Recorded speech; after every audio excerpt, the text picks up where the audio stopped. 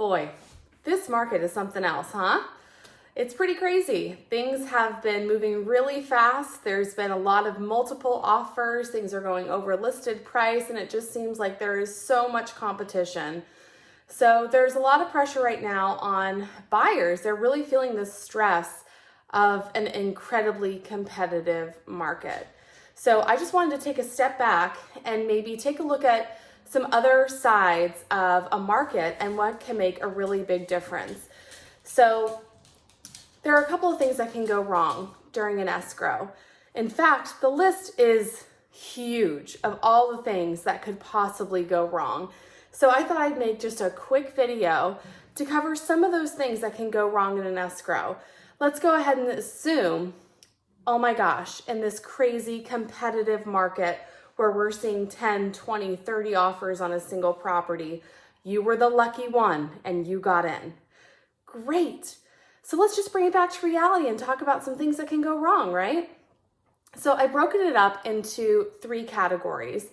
The first is unrealistic expectations. The second is loan issues, and the third is property issues. These are all things that could possibly go wrong in different areas. So let's start with the first one, unrealistic expectations. This one is a little bit more important than you may think. I'm going to bring it back to how important it is to have a consultation before you even start your home buying process. Why? Because there's a lot of information out there, whether it be on TV or on the internet, about how real estate is conducted, how offers are won, and what the overall process is like. There's straight up misinformation. And if you go in with different expectations than what is actually going to happen, you'll not only be frazzled, you'll be unhappy, you'll also not get what you expect, and it's going to be a really frustrating process. So it's really important to have a consultation talking about the current market, what the escrow process is like, what your protections are, what your available strategies are, how to be more competitive, stand above the rest with your offer when you're competing against 10, 20, 30 offers potentially. There's a lot of tools in your tool belt that your agent can tell you how to use. And it's really important just that first consultation to talk about all these questions that you may have and really empower you to be prepared in a really competitive situation.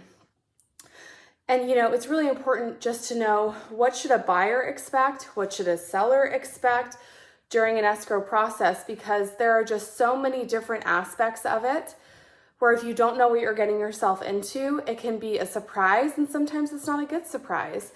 So setting up these expectations up front is what I find to be the most helpful.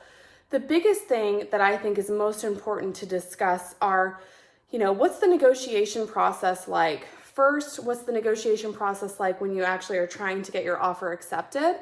And then potentially, if you have the opportunity to renegotiate down the line, what should you expect?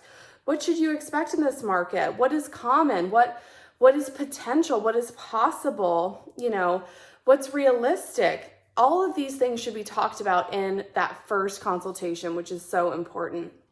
Let's talk about the next category of things that can go wrong. That's loan issues. And believe it or not, this is a really big one because sometimes folks don't realize it's really important to get your pre-approval done immediately. Before you look at a single house, we want to know what your comfortable budget is and what we should actually be looking at. And getting a full pre-approval rather than one of those really fantastic internet automatic pre-qualifications. Yeah, those don't count, guys. Those don't count. They're not real. We need a real, fully underwritten pre-approval, because with the competition that we're seeing right now, if you don't have that right away ready to go, we're already 100 steps behind the last person. So the importance of this there are a lot of things that can affect your ability to obtain your loan, right? you've got your credit, you have possible bankruptcies or alimony. There's a million things that can come up that can affect how the lender will lend and what interest rate they'll give you, etc. There's so many moving pieces, right? So it's really important to give the lender all of your information up front. If you don't, I can tell you, going through the loan process and finding a hidden problem can be quite the hurdle, especially when there's a lot of backup offers in place, and getting extensions is becoming more and more difficult. So it's really important to have all of our ducks in a row, make sure that you're fully underwritten, pre-approved, they've fully reviewed your file, and you're with a really credible lender that has an excellent reputation and we can depend on. So that's really important. What else? What else can come up in terms of your loan? Appraisal. Appraisal is so important, right? So how can that be an issue? Right now, we're in a really competitive market. So we're seeing some of these contingencies that are, normally put into place being waived or being drastically reduced in order to stay really competitive, because some folks are competing with all cash offers and it can be really intimidating. And in terms of contingencies, I'll do another video. I also have a home buyer video that you're welcome to watch. We'll send you a link going over what buyer protections are, what to expect in an escrow process, etc. So take a look at that. But let's say you go along and the appraisal comes in, meaning independent appraiser comes out and values the property, and it comes in, let's say, lower than what your purchase price is. There's a couple things that can happen there, depending on a number of factors, right? Right now, we're in a competitive market where sales are going up, right? And the market is really changing day by day, right? The properties that are going into escrow right now are truly reflective of what the market actually is. But appraisers are using what properties have sold. So those are the properties that actually went into contract 30 days ago. And honestly, if you're new to this, I'm sorry, but the properties that closed 30 days ago are very different than the properties that are closing now. The prices are drastically different. They're going up. So we can run into hurdles with that, right? There could be a bunch of buyers behind you that are willing to pay that price, but the appraisal is causing us a hiccup. So that's if an appraisal comes in undervalued, but there's other things that can come up in appraisal too. What if you're buying a fixer-upper and there's, no source of heat, or there's holes in the wall and the floor, or there's a health and safety issue? All of these things can come up where the appraiser may have a problem with the condition. What's another problem that could come up? Zoning, right? If you're in a residential area and you've selected a home that is zoned for a different purpose, the lender may have an issue. Or if you're in a rural area, here in Santa Cruz, we have the Santa Cruz Mountains, and, sometimes things are zoned as agriculture. Some lenders have certain criteria or needs that need to be met in order to lend on properties like that.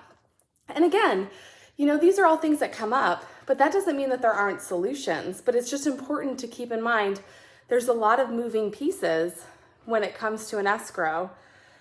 And we already discussed along the lines of the loan process is, it comes down to buyer lendability as well. During the escrow, did you forget a payment? If you have a late payment that comes up, it can absolutely derail an escrow. It can cause a lot of issues. Okay, so we've talked about unrealistic expectations, loan issues. Now let's talk about property issues. Boy, let me tell you guys, there's lots of things that can come up. The thing that I love about my job is how much there is to learn. Real estate, there are just so many moving pieces. So I'll just list a couple of things that can come up as far as property issues. And this can tie into buyer expectations as well, right? Because you may have an expectation of what a home should be prepared for, set up for when it's put on the market. And sometimes condition is different, right, than your expectations. And it really comes down to your level of comfort. And it also can affect the lendability as well. So all of these are really tied in together with property issues, depending on where you're at, right? If you're in Santa Cruz or if you're in the mountains, there's a lot of different things that can come up. Let's say, for instance, that you're buying in the mountains. Number one question, how is the septic? If you're not familiar with septic tanks, we'll do a whole other video on that because that's just a lot of fun. So there can be something wrong with the septic, and it's very, very important to get a septic inspection in order to find out the state of the septic, because that can be anywhere from, a $15,000 fix, maybe lower, all the way up to a $45,000 fix. You never know, depending on the size of the lot, the type of the soil. I mean, the list just goes on. So that can be an issue.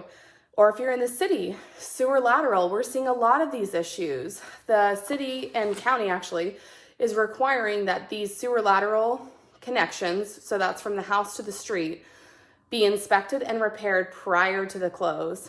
And a lot of negotiation is going on about who is going to pay for this. And right now in our competitive market, a lot of it is falling on the buyer. So it's important to know how much that's going to cost. Or permit issues. We're in Santa Cruz, people, so this is going to come up. Sometimes the thing that you're looking at is completely unpermitted. You've got to do your research. You've got to look into it. And you've got to figure out how that can affect the value of the home, and for you, the different types of liability, right? What if the house burns down? What happens if it wasn't permitted? All of these things are important to investigate, right? We got to do our due diligence. Flood zones, right? We're in Santa Cruz. It's a coastal community. So if you're in a flood zone, that increases your insurance premiums, and it can make you not qualify for a home, potentially. It's important to look into. Illegitimate easements and access. Believe it or not, this comes up, guys. Whether you're in the mountains or in the city, you never know. It's important to look into these things. This is something that can come up. Home insurance, we just had a huge historic fire in the Santa Cruz Mountains. And we had a huge problem with obtaining fire insurance for a long time. And so it's important during your due diligence period to figure out if you can actually obtain home insurance on a property, because it's very, very important. Actual saleability of the home. The person that is trying to sell it may or may not own it. That's, luckily you'll do your due diligence and we'll have a title company and be able to determine that. But believe it or not, that comes up. Someone that thinks that they own a home, it's been in their family for 150 years. Sometimes they're wrong, and this happens. Boundary disputes, this comes up all of the time. Causes a cloud on title, can cause a huge issue with trying to sell the home. If there is some type of encroachment, whether in your favor or not. Or if there's a lot of work to be done on the property, right? If a seller did not do inspections up front, you find inspections later, or you have inspections later and it turns out, oh my gosh, there's $50,000 worth of work, is all down to a negotiation issue. So that leaves me, and there's a whole bunch of other things. What if the tenant doesn't move out, right? What do you do then? So there's a lot of other things, but we don't have time for that. We'll have to sit down with a glass of wine sometime down the line, and we can talk about all the issues that come up. But what all of these can come down to is negotiation, right? Almost every problem in an escrow can come down to the ability to negotiate and the tools in your tool belt, which brings us back to the consultation. So if you're interested in getting into our market, if you have questions or you're just beginning your search, you want to know more, go ahead and send us a message and we can set up a quick, easy Zoom call to go over all of this fun stuff. All right, I hope you have a great rest of your week. Bye.